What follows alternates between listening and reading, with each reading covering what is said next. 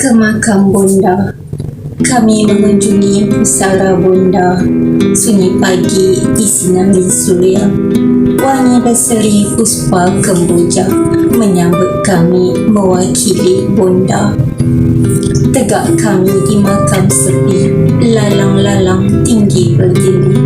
Dua nisan terkapar mati, hanya papan dimakan bumi. Dalam kenangan kami melihat mesra kasih bonda menatap, sedang lena dalam rahap, dua tangan kaku berdakap.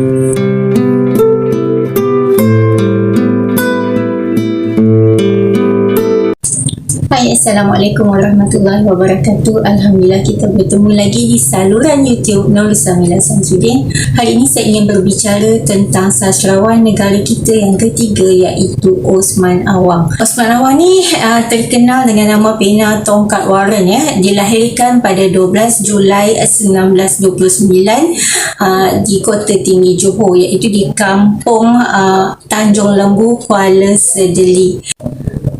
SN Osman Awang tidak menyambung pelajarannya ke mana-mana, hanya tamat darjah 6. Sebab kemiskinan keluarga. Dan beliau memiliki banyak sangat pengalaman dalam bidang pekerjaan. Bermula dengan pekerjaan sebagai petani, buruh paksa di zaman Jepun, lepas tu menjadi sidang editor, menjadi wartawan, menjadi penulis, pernah juga menjadi botai, iaitu polis Jepun, iaitu di zaman penjajahan Jepun. Dan selepas Inggeris mengambil alih, Osman Awang bertugas pula sebagai polis hutan di bawah penjajah Inggeris. Dan dari situlah munculnya buku Tulang-Tulang Berserakan, yang mana di dalam ini merupakan pengalaman peribadi sastrawan negara Osman Awang sendiri. Dan kerana itu jugalah beliau dikenali sebagai Tongkat Warren. Dan kita tahu Tongkat Warren ni macam pangkat dalam polis hutan itu sendiri. Kita pergi kepada karya sastrawan negara kita Osman Awang. Di antara yang popular yang dapat saya senaraikan ialah Bunga Popi, Gadis di Kuburan, Pak Utih, Ke Makam Bonda, Nasib Buruh dan Salam Benua. Yang saya pasti Ke Makam Bonda itulah yang paling diingati orang, disebut-sebut orang. Dan kalau di dalam senarai yang saya sebutkan tadi ada ditulis Gadis di Kuburan. Gadis di Kuburan ini telah daripada sebuah puisi telah menjadi sebuah drama pentas. Daripada drama pentas telah dijadikan teater musical, iaitu Uda dan Dara. Yang ini bukunya. Buku ini digarap dengan sangat halus bahasa, dengan cantik bahasa, lafaz dialog dia, dialog yang terbina pun sangat cantik. Saya nak kongsi dengan anda di antara dialog-dialog yang memang saya highlight, terutamanya ketika mereka berpencak nak buka gelanggang silat. Masa tu Pak Guru dia buka gelanggang tu, dia kata begini: ku belah teja, ku belah jingga, mantera keramat kata terbilang. Bismillah kata langkah bermula, bunga silat pembuka gelanggang. Bila dimulakan dengan sesuatu yang sangat halus daripada dalam jiwa, kita rasa macam sangat cantik gabungan tu. Untuk memulakan pertarungan persilatan dengan keindahan bahasa. Dan saya baca lagi, seronok baca. Mentera keramat kata terbilang, membelah kaca, membelah tembikar, bunga silat pembuka gelanggang, langkah bernama sembah pendekar. Dan lepas tu dia tulis kat sini, nyanyian ini disambut oleh semua pendekar secara bergilir selepas watak utama Pak Guru untuk babak ni melafazkan kata-kata tersebut. Dan satu saya suka di antara dialog yang Pak Guru disebut semasa dia berinteraksi dengan anak murid silat ni di dalam buku Uda dan Dara ni ialah dia bercakap dalam satu dialog yang berirama sebab dia teater musikal Anak-anakku sekalian, hari ini kemenyan diasapkan, paku dan buah keras tamatnya pengajaran. Ilmu nenek moyang pusaka yang ditinggalkan. Silat mengajarkan ketabahan, cekal diri. Sifat berani, tahan uji. Silat menjadi permainan pendekar di masa aman. Okay, kat sini kita lihat dia cakap silat menjadi permainan pendekar di masa aman.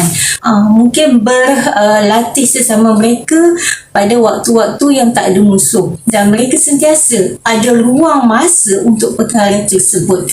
Okay, kerana itu ditulis silat menjadi permainan. Permainan ni waktu lapang Okay, dan gerak menghadapi lawan membela keadilan, langkah menyungsung musuh bila berperang, tangkas dalam fikir mencari kebenaran. Okay. Tapi silat tidak untuk dibanggakan. Yang mustahak adalah kesabaran. Okay, kita lihat kat sini babak dalam gelanggang silat dinaikkan. Mereka menyentuh tentang sifat sabar. Juga pesanan tentang silat itu sendiri. Okay, bahawa silat ni dilatih bukan untuk dibangga-banggakan, bukan untuk ditunjuk-tunjukkan. Sebaliknya silat ini adalah satu pertahanan diri.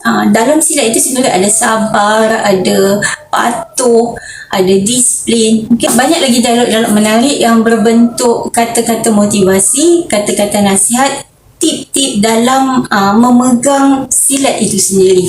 Okay, di dalam buku Uda dan Dara. Okay, kat sini bila kita baca buku ni, kita bukan sekadar membaca, bukan sekadar menghayati apa intipati di dalamnya, tapi juga ia refleks kepada pengetahuan dan pemikiran penulisnya sendiri. Kat sini menunjuk kepada sastrawan negara kita iaitu Osman Awang.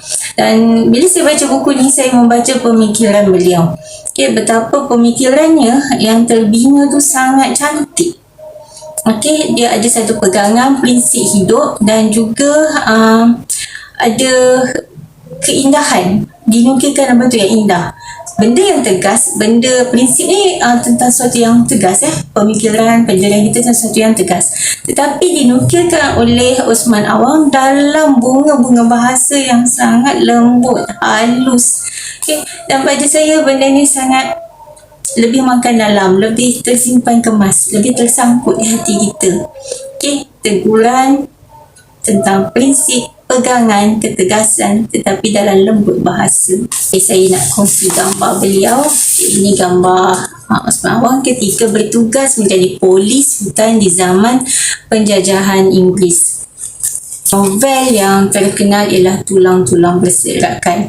Okay, dan di dalam ni ada dinyatakan bahawa antara karya lain yang popular iaitu dalam bentuk drama Matinya Seorang Pahlawan dan Tamu Bukit Keni. Saya rasa saya macam pernah dengar lah tentang Tamu Bukit Keni, tapi saya tak ingat waktu bila, tahun bila. Okay, sebab dia sebuah drama Saya nak ulas sikit tentang buku Uda dan Dara, iaitu sebuah teater musical ini.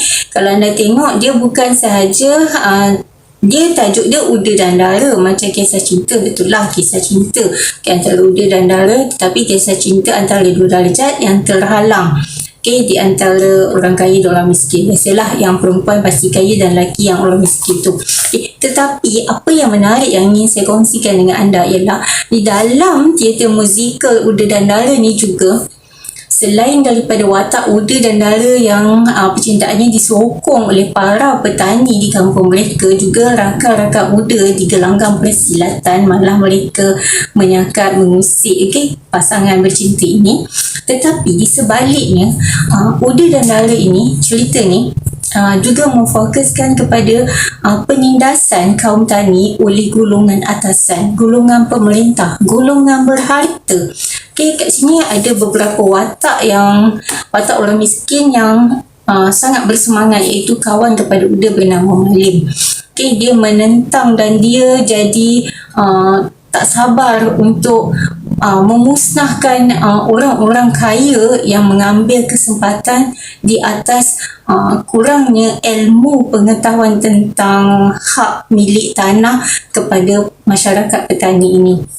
Okey, dan saya tertarik pada dialog akhir watak di dalam cerita ini, yang mana mereka mengedengarkan bahawa kehilangan tanah mereka bukanlah kerana kelemahan mereka sebagai para tani, sebagai orang kampung, bukan kerana itu. Sebab menurut kata Malim, mereka adalah orang-orang yang kuat kerana mereka boleh membongkar gunung, membongkar bukit menjadi sawah bendang. Mereka orang yang kuat.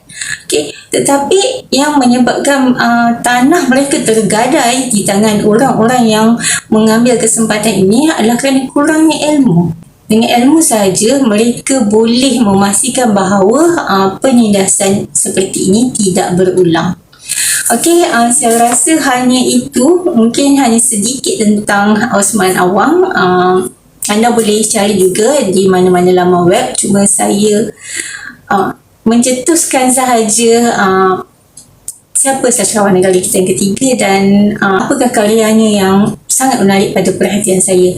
Okey, sekian dulu untuk pengenalan sastrawan negara kita yang ketiga, Osman Awang. Moga maklumat ini membuatkan anda lebih ingin mengenali sastrawan negara kita, mencari maklumat tentang mereka, juga karya-karya mereka.